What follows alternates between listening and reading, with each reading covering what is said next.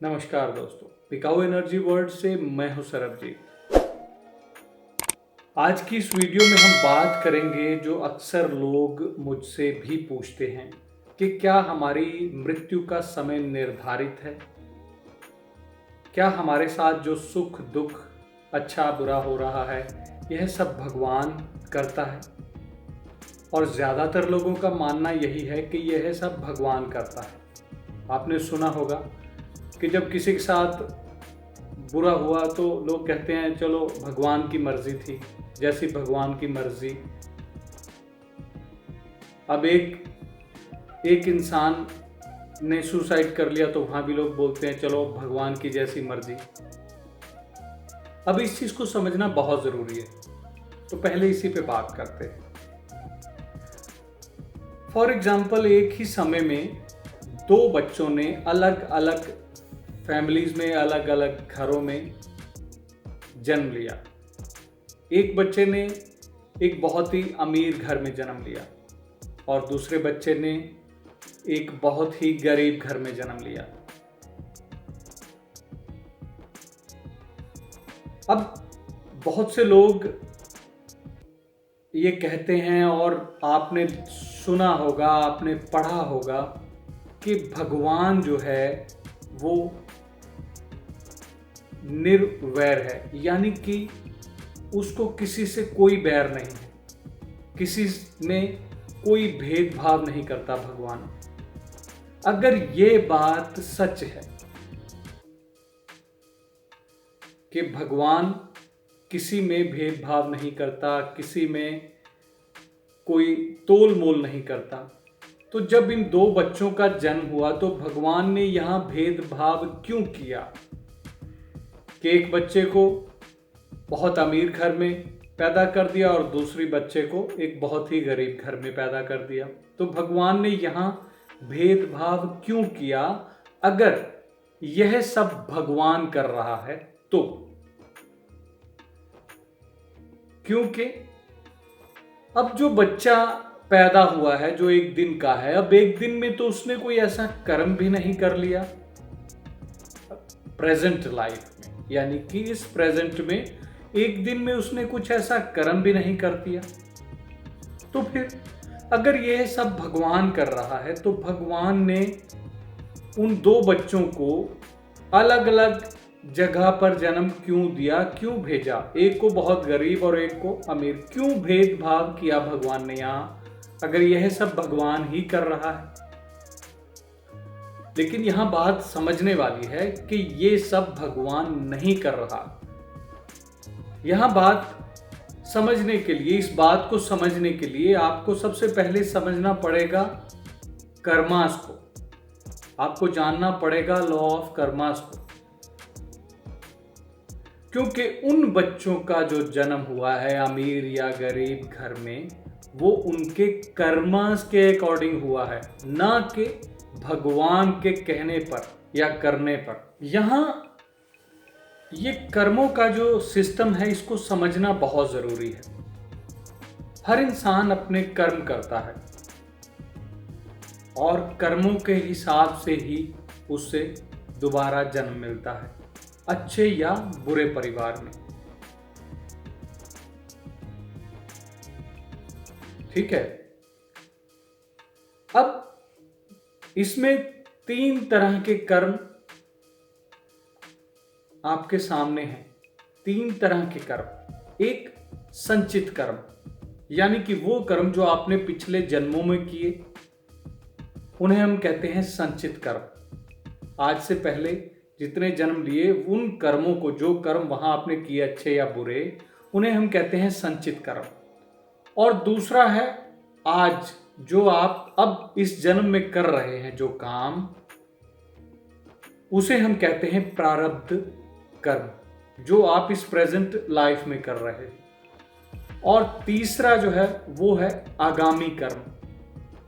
आगामी कर्म यानी कि आपके आने वाली लाइफ या आने वाला फ्यूचर या भविष्य, कुछ भी कह लीजिए। यहां आपके संचित कर्म और आपके प्रारब्ध कर्म, यानी कि संचित कर्म प्लस प्रारब्ध कर्म, दोनों को जोड़ दिया जाए तो उससे बनता है आपका आगामी कर्म। उसके बिहाफ पे, उसके अकॉर्डिंग आपको आपके आगामी कर्म बनते हैं। अब देखो, यहां एक और बात है कि 15 साल की उम्र तक 99% आपका जो भविष्य है वो तकरीबन तय हो जाता है। वो कैसे? अब एक बच्चा जब तक 15 साल का होता है तो उसे इस बात की समझ आ जाती है कि उसे अपने जीवन में क्या करना है। अब जो बच्चा गरीब घर में पैदा हुआ, उसे ये समझ आ गई कि मैं बहुत गरीब हूं, मुझे अमीर बनने के लिए मेहनत करनी पड़ेगी, कर्म करने पड़ेंगे, और वो अपने कर्मों से अपना भविष्य बदल सकता है, अपना फ्यूचर बदल सकता है। और वहीं जिस बच्चे ने अमीर घर में जन्म लिया, उसकी सुख सुविधाओं की वजह से हो सकता है कि उसे कर्म करने की इच्छा ही ना हो, वो मेहनत करना ही ना चाहता हो, और जो उसके पास है उसे भी वो बर्बाद कर दे अपनी अय्याशियों में, अपनी मौज मस्ती में। तो यहां सब ये किसने किया? यहां तो हमने खुद किया, हमने खुद की मर्जी से ये चीज चुनी। भगवान ने तो नहीं कहा कि अगर आपके पास दौलत है तो आप उस दौलत को उड़ा दो, काम मत करो। और भगवान ने यह भी नहीं कहा कि अगर आप एक गरीब घर में पैदा हुए हो तो आप काम मत करो। ये किसने सोचा? ये आपने खुद सोचा ना। ये उस इंसान ने सोचा 15 साल की उम्र तक कि मुझे अब क्या करना है जिंदगी में। जब उसने अपने आसपास का माहौल देखा कि मेरे आसपास तो बहुत अमीर लोग हैं, बहुत बड़ी गाड़ियों पर घूम रहे हैं, बहुत बड़े घरों में रह रहे हैं, तो उसके अंदर भी ये इच्छा जागृत हुई। उसने मेहनत करना शुरू किया और उसने अपने जो फ्यूचर था उसको बदल लिया, उसको चेंज कर लिया। यहां भगवान का रोल नहीं है। देखो, भगवान का जो रोल है वो सबसे बड़ा रोल और सबसे बड़ा आपके ऊपर उपकार वो ये है कि उसने हमें और आपको इंसान बनाया। ये उसका सबसे बड़ा उपकार और सबसे बड़ा चमत्कार है कि उसने हमें इंसान बनाया। इसके बाद जो भी हो रहा है वो हम खुद कर रहे हैं, उसमें भगवान का रोल नहीं है। हम अपना भविष्य अच्छा बना रहे हैं या बुरा, इसमें हम खुद जिम्मेदार हैं इस चीज के कि हमें कैसा फ्यूचर चाहिए, हमें कैसी लाइफ चाहिए, हमें कैसा घर परिवार चाहिए। इसके जिम्मेदार हम खुद हैं, इसका जिम्मेदार भगवान नहीं है। एक छोटा सा एग्जाम्पल मैं और देता हूं आपको। सपोज कीजिए कि एक माली ने कहीं एक बीज बोया, एक खेत में एक बीज बोया एक माली ने। ये उसने क्या किया? कर्म किया। ये माली ने कर्म किया कि उसने एक बीज बोया। अब उस बीज से एक पेड़ बना, एक पेड़ उगा। ये क्या है? किस्मत। अब उस पेड़ पर फल लगने लगे। ये क्या है? ये भी है किस्मत। अब अगर वो बीज बोता ही ना तो क्या ये पेड़ उगता? क्या इस पर ये फल लगते? नहीं ना। तो यहां भगवान की मर्जी नहीं है, क्योंकि यहां एक इंसान की मर्जी है कि वो कर्म करे। इंसान कर्म करे, फिर उसकी किस्मत उससे फल देगी। यहां भगवान का कोई रोल नहीं है। भगवान का रोल इतना ही था कि उसने आपको एक अच्छा एक स्वस्थ शरीर दे दिया। अब उस शरीर का आपको क्या करना है, कैसा बनाना है, कैसा भविष्य आपको तय करना है, बनाना है, वो आपके हाथ में है, आपके कर्मा के अनुसार कि आप कैसे कर्मा करते हैं।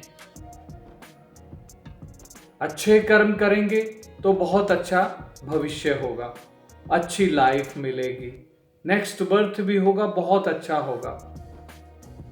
लेकिन अगर बुरे कर्म करेंगे, चोरी, डकैती, रेप, गुनाह, तो क्या होगा?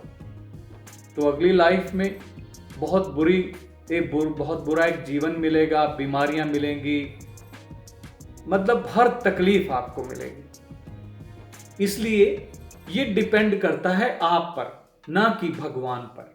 अब बहुत से लोग हैं जो कहते हैं जो भगवान करेगा अच्छा करेगा। अरे भगवान ने तो अच्छा कर दिया, आपको इंसान बनाकर, आपको एक देह देकर। ये उसका सबसे बड़ा एहसान है हम पर कि उसने हमें मनुष्य बनाया। लेकिन इस शरीर को चलाना कैसे है, इस किस्मत को बनाना कैसे है, ये आपको तय करना है। ये आपको तय करना है कि आपको कैसा जीवन चाहिए। अब बहुत से लोग यहां ये भी कहते हैं कि हम तो बहुत पूजा पाठ करते हैं, हमने तो बहुत मंदिर बनवाए, हमने ये बनवाया वो बनवाया, लेकिन हमारी तो भगवान सुनता नहीं। फिर डिपेंड करते हैं भगवान के ऊपर। अपने आप को दोष नहीं देते, हर चीज का दोष भगवान को देते हैं कि जो भी किया वो भगवान ने किया। लेकिन कभी आपने ये चीज सोची, कभी आपने इस चीज को सोचने की कोशिश की कि क्या वाकई ये सब भगवान कर रहा है? नहीं ना। तो इसको सोचिए। अगर इस चीज को थोड़ा सा सोचेंगे, कर्मास के बारे में थोड़ा सा जानने की कोशिश करेंगे, तो हर चीज आपके सामने क्लियर हो जाएगी। अब इस जीवन में आप बहुत दुखी हैं। बहुत से लोग हैं जो अपना अपना दुख सुनाते हैं। किसी को कोई बीमारियां हैं, किसी के रिलेशन खराब हैं, किसी को जिंदगी में प्यार नहीं मिला, किसी की शादी नहीं हुई, और फिर बोलते हैं कि सर हम तो बहुत अच्छे हैं, हम तो बहुत अच्छे कर्म कर रहे हैं, हम तो बहुत दान पुण्य कर रहे हैं, लेकिन फिर भी हम बहुत दुखी हैं। इसका कारण क्या है? तो भाई इसका कारण है आपके पास्ट कर्मा, आपके संचित कर्मा, जो आपने पिछले लाइफ्स में किए, पिछले जन्मों में किए। क्योंकि ये जो जीवन है ये आपको आपके संचित कर्मा के आधार पर मिला। आपने जैसे भी कर्म किए, अच्छे किए या बुरे किए, इस जन्म में जो काम आपके साथ हो रहा है, जो घटना आपके साथ घटित हो रही है, जैसी लाइफ आपको मिली है, ये आपके पास्ट कर्मा से मिली है, आपके संचित कर्मों के अकॉर्डिंग। ये वो फसल है जो आपने अपने पिछले जन्मों में बोई थी, जिसको आप अब काट रहे हो अपनी प्रेजेंट लाइफ में। और अब जो काम आप कर रहे हो, आप मंदिर बनवा रहे हो, दान पुण्य कर रहे हो, लोगों का भला कर रहे हो, ये वो पूंजी जमा कर रहे हो जो आपके आगामी कर्म बनाएगी, जो आपको नेक्स्ट लाइफ आपकी डिसाइड करेगी, और नेक्स्ट लाइफ में इन कर्मों का फल आपको मिलेगा। इसलिए आज जो भी करो अच्छा करो, आज को अच्छा बनाओ तो कल अपने आप अच्छा बन जाएगा। अगर आज को खराब करोगे तो कल खराब हो जाएगा, कल फिर रोओगे, पछताओगे। लेकिन समा जब निकल जाता है तो कुछ भी हाथ नहीं आता। अब बात करते हैं कि क्या हमारी मृत्यु पहले से ही निर्धारित है, तय है? तो यहां भी बात वही आती है आपके कर्मास के ऊपर, कि हर चीज आपके कर्मा के अकॉर्डिंग ही निर्धारित होती है। और इसमें सबसे बड़ा मैं आपको एक उदाहरण देने जा रहा हूं। इसको सुनने के बाद शायद आपको इस सवाल का जवाब मिल जाएगा और आपकी शंका दूर हो जाएगी। आप लोगों ने भगवान कृष्ण के बारे में पढ़ा होगा। बहुत दुनिया दीवानी है भगवान कृष्ण की, मैं भी कृष्ण का पुजारी हूं। तो अब भगवान कृष्ण की जो मृत्यु हुई थी वो कैसे हुई थी? बहुत से लोगों को पता होगा जिन्होंने इस चीज के बारे में कुछ स्टडी की या देखा या पढ़ा। भगवान कृष्ण जो थे वो स्वयं भगवान का रूप थे। अब भगवान कृष्ण विश्राम कर रहे थे योग मुद्रा में, तो एक जरा नामक एक शिकारी ने, जो कि शिकार करने के लिए निकला था, तो उसने जब भगवान कृष्ण का पैर हिलते हुए देखा तो उसे लगा कि कोई हिरण है। उसने तीर चला दिया और वो तीर भगवान कृष्ण के पैर में आ लगा। जब उसने वहां आकर देखा तो वो भगवान कृष्ण थे, तो वो रोने लगा, चिल्लाने लगा, उनसे क्षमा मांगने लगा। तब भगवान कृष्ण ने कहा कि त्रेता युग में लोग मुझे राम के नाम से जानते थे और उस समय सुग्रीव के भाई बाली का वध छिप कर किया था, और आज जो ये जरा है ये वो बाली ही है जिसका वध छुप कर किया था राम ने। तो वो जो श्राप था वो यहां आकर लागू हुआ और इसने भी उसी तरीके से मुझे मारा, और उसके बाद उनकी जो है उन्होंने प्राण त्याग दिए, उनकी मृत्यु हो गई। अब यहां एक बात आती है कि वो तो स्वयं भगवान थे, तो क्या वो अपनी मृत्यु रोक नहीं सकते थे? रोक सकते थे, लेकिन यह चीज दुनिया को समझाने के लिए कि कर्म क्या है, लॉ ऑफ कर्मा क्या है, यह दुनिया को बताने के लिए, ताकि लोग जागृत हों, लोगों को कर्मा की थ्योरी पता चले, यह सब हुआ। वरना वो तो भगवान थे, वो अपने आप को बचा भी सकते थे ना। लेकिन कर्मा उनके ऊपर भी लागू हुए। कर्मा जो हैं वो भगवान कृष्ण के ऊपर भी लागू हुए ना, कि जैसे त्रेता युग में जो उन्होंने किया था, बाली को मारा था छिपकर, वो श्राप जो है वो इस युग में उनके ऊपर लागू हुआ, और वही जो बाली था वो जरा के रूप में उनके एक शिकारी बन के उनके सामने आया और उसने भी ऐसे ही तीर मारा और उनकी मृत्यु हो गई।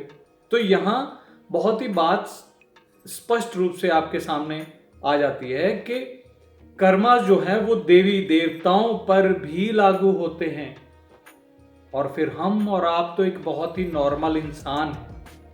इसलिए हर चीज भगवान के ऊपर मत छोड़ो कि जो भी करेगा अच्छा ही करेगा, घर पड़े रहो, सोए रहो, जो भी करेगा अच्छा ही करेगा। ऐसा नहीं है। घर से निकलोगे, काम करोगे, मेहनत करोगे, उसका फल मिलेगा। आप कहीं नौकरी करते हैं, घर से निकलते हैं, ऑफिस जाते हैं, वहां काम करते हैं, ये आपका कर्म है। आपका कर्म है। ऑफिस से आपको हर महीने तनख्वाह मिलती है, आपका फल आपको मिलता है। उससे आप अपने बीवी बच्चों को पालते हैं, उनकी परवरिश करते हैं, उनकी सब ज़रूरतें पूरी करते हैं और उनकी हर ख्वाहिश पूरी करते हैं। और अगर आप ऐसा ना करें तो क्या होगा? अगर आप कर्म ही ना करें तो पैसा कहाँ से आएगा? कहाँ से आप अपने परिवार को पाल पाएंगे? कहाँ से उनकी परवरिश करेंगे, उनकी देख रेख करेंगे? तो इसलिए कर्म करना बहुत ज़रूरी है और कर्म को समझना बहुत ज़रूरी है। अच्छा और बुरे कर्म का अंतर समझना बहुत ज़रूरी है। दोस्तों, ये जो कर्म है ना, ये कड़ी कड़ी जुड़कर एक चेन बनती है, एक माला बनती है, और वो माला हर जन्म में हमारे गले में पड़ जाती है और उसी के अकॉर्डिंग हमारा जीवन चलता है। अब आप क्या हैं, जैसे भी हैं, ये आप अपने संचित कर्मा की वजह से हैं, और आगे आप क्या होंगे वो आपके आज के कर्म, आपके प्रारब्ध कर्म प्लस आपके संचित कर्म, ये दोनों का योग तय करेगा कि आपका नेक्स्ट जीवन कैसा होगा। इसलिए जो भी करो सोच समझ कर करो। कोई भी ऐसा काम मत करो जिससे किसी की आत्मा दुख जाए, जिससे कोई आपको बद्दुआ दे दे। कोई भी ऐसा काम मत करो कि किसी की जिंदगी बर्बाद हो जाए। अपने लालच के लिए हम ये सब करते हैं। आज तो आप एक लालच की वजह से ऐसा कर रहे हैं, आपकी ख्वाहिश पूरी हो रही है, लेकिन आपको ये नहीं पता कि आने वाले जीवन में यही लालच आपकी बर्बादी का कारण बनने वाला है। इसलिए थ्योरी ऑफ कर्मा को समझिए और ये चीज बोलना और सोचना छोड़ दीजिए कि जो भी कर रहा है वो भगवान ही कर रहा है। कर आप रहे हैं, आपके कर्मस कर रहे हैं, सब कुछ आपके कर्मस के अकॉर्डिंग हो रहा है। और आपकी जो मृत्यु है उसका समय भी तय हो चुका है आपके कर्मा के अनुसार कि आपको कितने कर्मा इस लाइफ में करने हैं, क्या क्या आपके साथ अच्छा बुरा होने वाला है, उसके इतने साल बाद आपकी जो है वो मृत्यु होगी। ये सब तय है। इसमें भगवान को दोष मत दीजिए। हर काम में हम भगवान को दोष देते हैं। भगवान सुनता ही नहीं है। भगवान मेरी तो पुकार ही नहीं सुनता, मुझे गरीब बनाया, मुझे भिखारी बनाया, मेरी लॉटरी नहीं लगती, मेरी शादी नहीं होती। हर इंसान कोई ना कोई रोना रो रहा है। इसलिए ये रोना धोना छोड़ो और अपने कर्मों को सुधारो। अभी भी समय है आपके पास। नेक्स्ट वीडियो में हम आगे बात करेंगे कुछ कर्मा के ऊपर और कुछ भगवान के ऊपर। यह भी बहुत से लोगों का सवाल है भगवान को लेकर। तो नेक्स्ट वीडियो में हम भगवान के ऊपर बात करेंगे कि भगवान क्या है, कहाँ है भगवान। उम्मीद करता हूँ आज के ये सवालों का जवाब आपको मिल गया होगा कि मृत्यु क्या पहले से निश्चित होती है और क्या जो हमारे साथ हो रहा है ये सब भगवान करता है या हम खुद, इसके जिम्मेदार भगवान हैं या हम। इन सवालों का जवाब उम्मीद करता हूं कि आपको मिल गया होगा।